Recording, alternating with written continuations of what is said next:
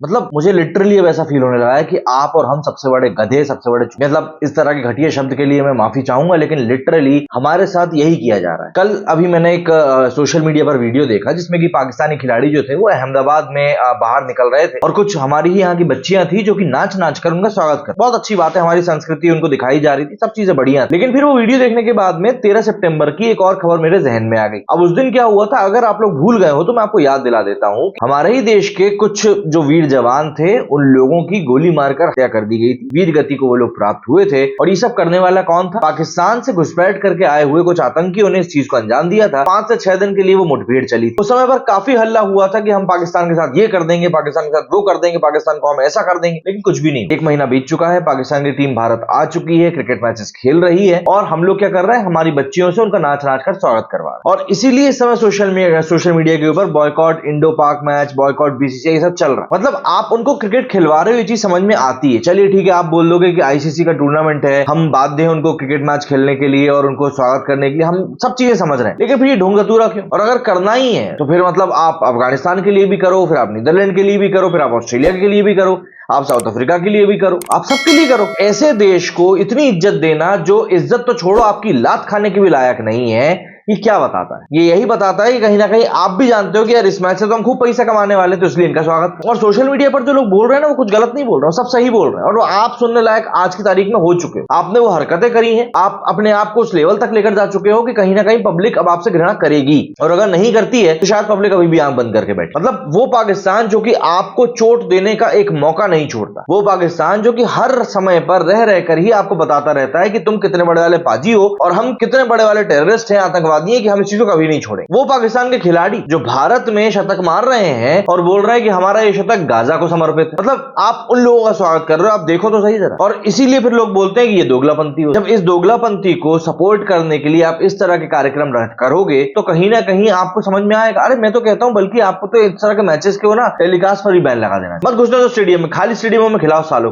क्या जरूरत है यार इन लोगों को तवज्जो देने की? मत दो ना तवज्जो। लेकिन नहीं होता, यही है, हर बार यही होता है और हर बार यही होता आया है, आगे भी यही हो। लेकिन इस बार दुख क्यों हो रहा है? इस बार दुख इसीलिए हो रहा है, अभी रिसेंट की ही घटना है और उस घटना के तुरंत बाद में आप इस तरह का रिसेप्शन इन खिलाड़ियों को दे रहे हो। अब यहाँ पर कई सारे बुद्धिजीवी अभी तक स्टेटमेंट देने के लिए आ चुके होंगे कमेंट सेक्शन में कि अरे खिलाड़ियों का सियासत से क्या लेना देना है, खिलाड़ी तो खिलाड़ी होते हैं। नहीं, मैं इन चीजों को नहीं मानता और ना आपके कहने पर मैं इस चीज को मानूंगा। उसका भी आपको कारण बता देता हूं। अभी जो मैंने आपको एग्जांपल दिया कि मोहम्मद रिजवान ने शतक मारने के बाद गाजा पट्टी के लोगों को अपना शतक समर्पित किया, कोई दिक्कत नहीं है भाई, तेरी जो थिंकिंग है तूने वो किया, तूने उन लोगों को समर्थन दिया, सब चलता है, सब कोई दिक्कत नहीं, सब बढ़िया। लेकिन फिर ये तेरी थिंकिंग है, ये मेरी थिंकिंग। भारत में भी कई सारे लोग हैं जो गाजा के लोगों के साथ, लेकिन वो लोग जो गाजा के साथ हैं कहीं ना कहीं वो इससे एक फैक्ट को इग्नोर कर रहे हैं कि हमास के लड़कों ने जिस तरह से अभी रॉकेट दागे वो क्या था। अच्छा, और अगर आप ये बोल रहे हो कि भाई इजराइल भी तो यही करता आ रहा है, तो आपको एक और चीज बता देता हूं कि इजराइल जो करता हुआ आ रहा है ना, 2020-21 में जो इन लोगों के बीच में समझौता हुआ था उसमें यही कहा गया था कि भैया हमास को, फिलिस्तीन को भी शांति चाहिए और इसीलिए फिलिस्तीन के लोगों को इजराइल ने अपने यहां पर नौकरी देना, अपने यहां पर काम देना भी शुरू कर दिया और वहां से लग रहा था चीजें शांत हो जाएंगी। लेकिन क्या हुआ? हमास ने इजराइल की इसी जो हम कहते हैं ना कि इन लोगों ने इससे भरोसा कर लिया है, ट्रस्ट कर लिया है, उसी का फायदा उठाया और देखो फिर क्या किया। 2 साल तक बढ़िया पैसे इकट्ठा किया, हथियार इकट्ठे किए, कर दिया हमला। और सिर्फ इतनी सी बात नहीं, हमास को ये चीज का पता नहीं थी कि इजराइल उसके ऊपर दो तरफा तरीके से टूट पड़े, बिल्कुल पता, लेकिन उनको पता था कि हमारा कुछ नहीं है। हमास का लीडर खुद तो दूसरे देश में जाकर बैठा हुआ, उसको क्या मतलब? हमास में, गाजा में जो लोग मर रहे हैं वो कॉमन लोग हैं जो नहीं लड़ रहे, बल्कि उनसे अपील करी जा रही है कि आप अपने घर छोड़ के मत भागो, अपने घर में ही रहो, वहीं पर आप अपनी शहादत दो, जिससे कि जब ज्यादा से ज्यादा लोग मरेंगे तो इंटरनेशनल प्रेशर बढ़ेगा इजराइल के ऊपर कि भैया तुमने सिविलियंस को मारा। मतलब अब ये लोग बोल रहे हैं कि तुम तो अपनी जान भी नहीं बचा सकते। अंधभक्त लोग बोलते हैं कि भाई हम लोग अंधभक्त हैं, हम अंधभक्ति में बैठे हुए हैं। इनको क्या कहोगे यार? जिनको यही नहीं पता कि कहां पर जान देनी, कहां पर जान नहीं देनी, इनको यही नहीं पता। अजीब सा पागलपन। और फिर ऐसे लोगों को सपोर्ट करने वाले लोगों का हम लोग इस तरीके से स्वागत करते हैं। अब जब इन लोगों का स्वागत कर रहे हैं और फिर लोगों की नाराजगी दिख रही, तो फिर आपको दिक्कत नहीं होनी चाहिए, क्योंकि जो है वो सामने। एक समय था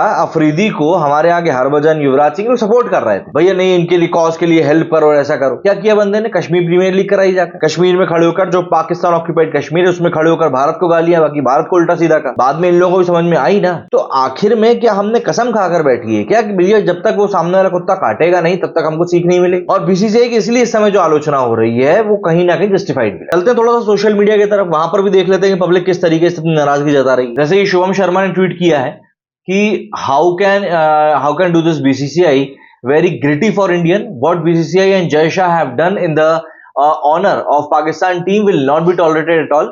are soldiers are fighting bravely against Pakistan supported terrorist on the border. यहाँ पर देखिए तस्वीर, और ये तस्वीर में आपको दिखेगा कि यहाँ पर किस तरीके से ये बच्चियां जो हैं यहाँ पर इन पाकिस्तानी खिलाड़ियों का स्वागत कर रही हैं। ये देखिए 13 सितंबर को Pakistan sent terrorist and killed 2 Indians army jawan and 1 police officer, and 12 अक्टूबर को India sent Indian women to dance in front of Pakistani cricket team to welcome them at Ahmedabad. क्यों नहीं लोग नाराज होंगे? आप एक कारण मुझे बता दीजिए। यहाँ गुरमीत लिखते हैं कि what BCCI and Jay Shah have done is the honour of Pakistan team will not be tolerated, our soldiers are fighting bravely. Literally यार, cricket match is nothing in front of our soldiers, enemies are always enemies, shame on BCCI and Jay Shah, Pakistanis doesn't deserve this type of welcome.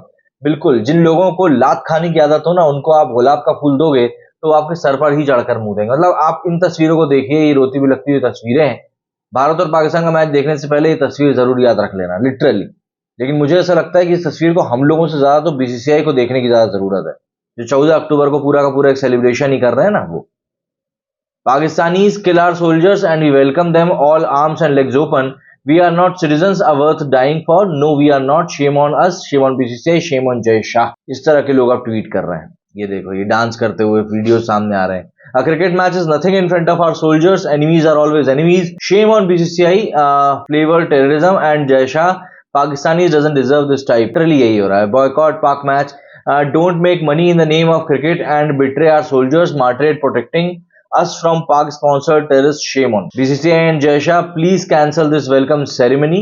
अच्छा, यहाँ पर एक welcome ceremony भी होनी, जिसमें कि Arijit Singh perform करने वाले हैं। मतलब वर्ल्ड कप की कोई ओपनिंग सेरेमनी नहीं हुई है, लेकिन इंडिया पाकिस्तान के मैच के लिए सेरेमनी करा रहे हैं ये लोग।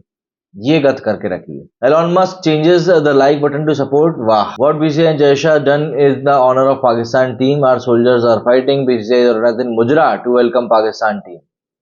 लिटरली यही है हाल है। Shame on you. ये देखो, मतलब लिटरली अब लोग वही बोल रहे हैं बार बार यार कि तुम ये कर क्या रहे हो। और देखिए, सब लोग आज की तारीख में सोशल मीडिया का जमाना है। सोशल मीडिया ऐसी जगह है जहां पर कि आप कोई चीज को भूल नहीं सकते। Whoever planned this welcome to Pakistani, shame on you। मतलब किसने प्लान किया, लिटरली इस चीज को सबके सामने आना ही चाहिए। और मेरे को वही लग रहा है, ये जो ओपनिंग सेरेमनी होने वाली है उसके बाद फिर बवाल होगा। Requested you all to show the solidarity with our soldiers and participate in the trend alert, how can do this BCCI, very grateful for Indians, cricket match is nothing in front of our soldiers, enemies are always enemies. भरा पड़ा है यार, Twitter उसी से भरा पड़ा है, सब लोग वही लिख रहे हैं। Look at the bravehearts who gave the supreme sacrifice, never ever forget their sacrifice, cricket match is nothing in front of our soldiers। अरे इन क्रिकेटरों को शर्म नहीं आती, फिर अपने आप खुद से क्या बोलते हैं। बॉयकॉट पाक विंडो पाक मैच, ये अभी हैशटैग ट्रेंड कर रहा है। 1 लाइक 1 स्लैप, क्या बोल, भरा पड़ा भैया, इस समय भरा पड़ा सोशल मीडिया इस तरह की चीजों से, और हर जगह पर यही चल रहा है। बॉयकॉट बीसीसीआई भी ट्रेंड कर रहा है, कई सारे हैशटैग्स है जो कि लोग यूज कर रहे हैं। और क्लियर तौर पर एक चीज आइडेंटिकल है कि यहाँ पर लोग बिल्कुल भी खुश नहीं है इस चीज से। क्या कहना है आप लोगों का इस बारे में कमेंट करके जरूर बताइएगा। मेरे सुनी फिलहाल नहीं, जय हिंद जय भारत।